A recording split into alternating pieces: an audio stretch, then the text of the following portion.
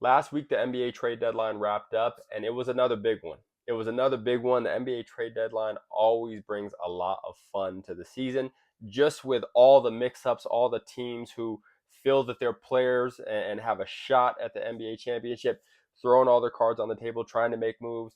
The teams who maybe unexpectedly make moves that we wouldn't have thought, like the Wizards, like the Utah Jazz, like Indiana going for Zubac. Maybe we could have thought of that one, but still, you get the point, right? There's always just madness happening when the trade deadline approaches. And this one happened a little bit later than usual, right? Just because Giannis was on the table and teams were trying to wait to see where he was going, if he was going, and what he might be going for before they showed their hand. But man, when teams decided we're not waiting anymore and we're going to go for it, things just started to roll, and it was one trade after another, right? Nobody was waiting on Giannis anymore. And I think Giannis still being on Milwaukee will create for an exciting summer once things open up and trades are able to be had. But this was a great trade deadline. So I just want to go over a few of the trades that happened, what I thought of them, and who some big winners are, what have you. So first and foremost, I think we got to tip our hats to the Cleveland Cavaliers because they made some much needed and also some very just effective trades, right? Because you can need a trade, but it doesn't mean you're going to get the trade that you need for your team, right? And the two trades that they made before the deadline, I think, were both extremely valuable. So first and foremost, the trade that they made first, they went and got Keon Ellis, and they got where's Dennis Schroeder at? They got Dennis Schroeder up here as well in a Cavs uniform. Now Dennis Schroeder has been over the past like 5 or 6 seasons since he was with the Lakers, pretty much, I want to say, like just the most traded for point guard in the NBA, it feels like, right? Like it seems like every year he's getting traded to a team that just needs a steady, consistent, effective backup and sometimes starting point guard, right? And every team he goes to benefits from having him. I'm surprised that he hasn't found a long term home, to be honest with you. He should have signed that deal with the Lakers. As a Lakers fan, he should have signed that deal with the Lakers. I'm sure he still regrets it to a certain point, but man, has he been an effective backup point guard for most of his career. And I think, with Lonzo just not being able to produce consistently on the offensive end of the court, he's going to take a lot of those minutes. I don't think they've bought out Lonzo yet, but I'm pretty sure they're going to buy out Lonzo, and hopefully Lonzo can get on a team where he can, get some of that confidence back offensively and begin to produce.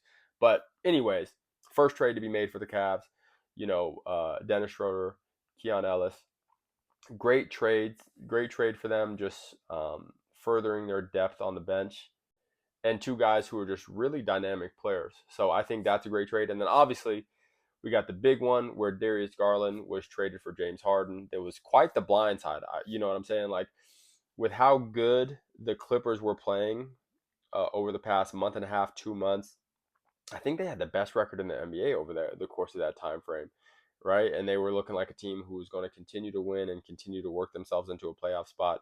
All of a sudden, report came out, and then James Harden was traded the next day. I think that they were going to move him. Now I get why the Clippers did it, right? You got to be realistic. Even with how good the Clippers were playing, they weren't going to play themselves into a top 5 seed. So the reality is, first round you're playing against the Thunder, and this is after the play-in, right? So you're playing against either the Thunder or the Spurs, or even if by miracle you got to a higher seed than that, the Nuggets, right? So those are the three teams you got to play in the first round, and then if you by another miracle beat one of those teams in the first round, you got to play another one of those teams in the second round, right? Like just the reality is, it's not going to be a deep playoff run for the Clippers this year. I think they knew that just based on how unfortunate the start to their season was. And because of that, we got an older James Harden. Let's see if we can get a little bit younger. They trade Big Zoo as well.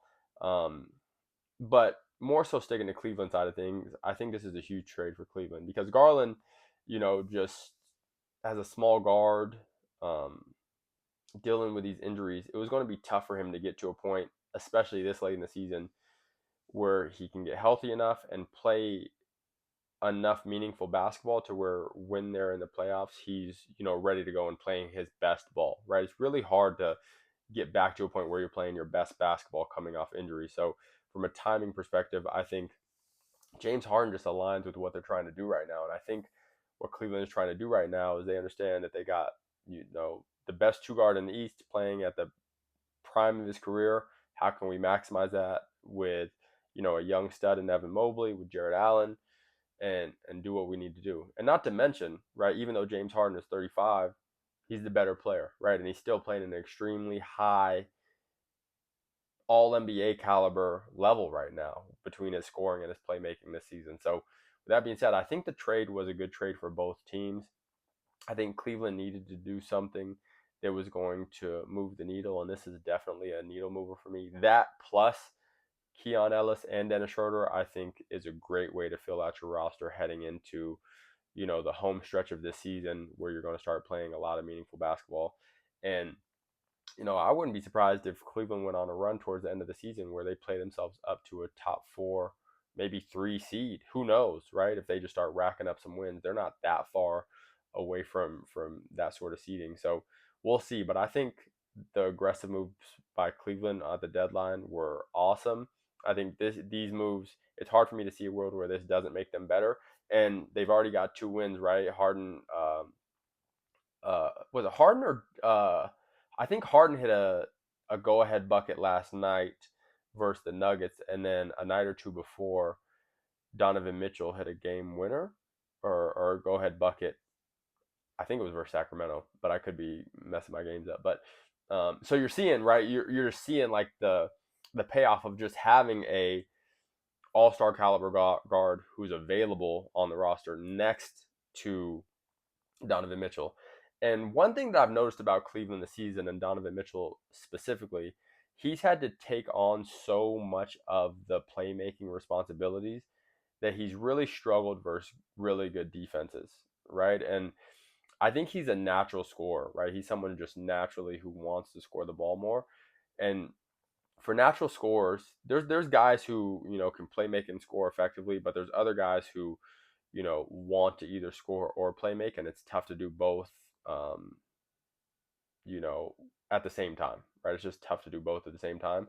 So there's games where he's playing against good defenses and he has to play make it, and his scoring takes a drastic hit, or vice versa. But I think with James Harden being able to take on a lot of those responsibilities, it's going to allow Donovan Mitchell to get back to what he does best and just be a bucket, right? Being efficient, being aggressive, um, and maximizing Donovan Mitchell is one way where I could see Cleveland even coming out of the East if all their you know stuff works out, right?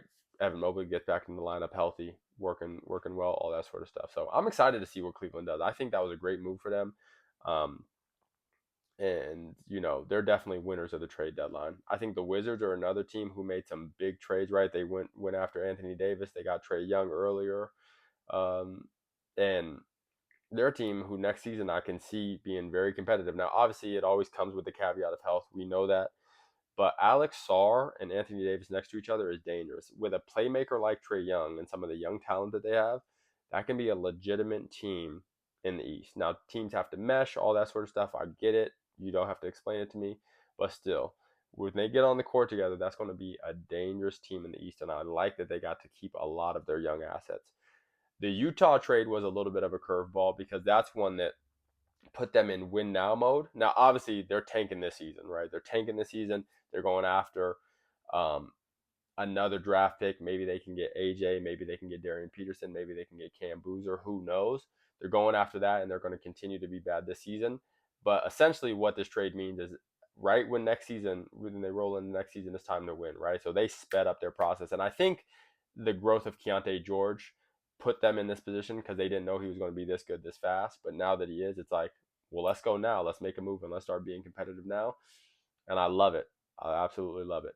Another trade that I think is getting swept under the rug, not the Porzingis trade. I thought the Zubac trade is great for Indiana next year. But the trade that's really getting swept under the rug for me is that Jose Alvarado trade to the Knicks. I think any team that he's on is going to benefit from having him just doing the little things. I think the Knicks are a team that need more of the little things with guys like Cat and Jalen Brunson in your starting lineup, right? The more stuff that you can get out of guys like Jose Alvarado to cover up some of their flaws will just be big for them. So I'm excited to see how he benefits the Knicks because I think it'll be huge.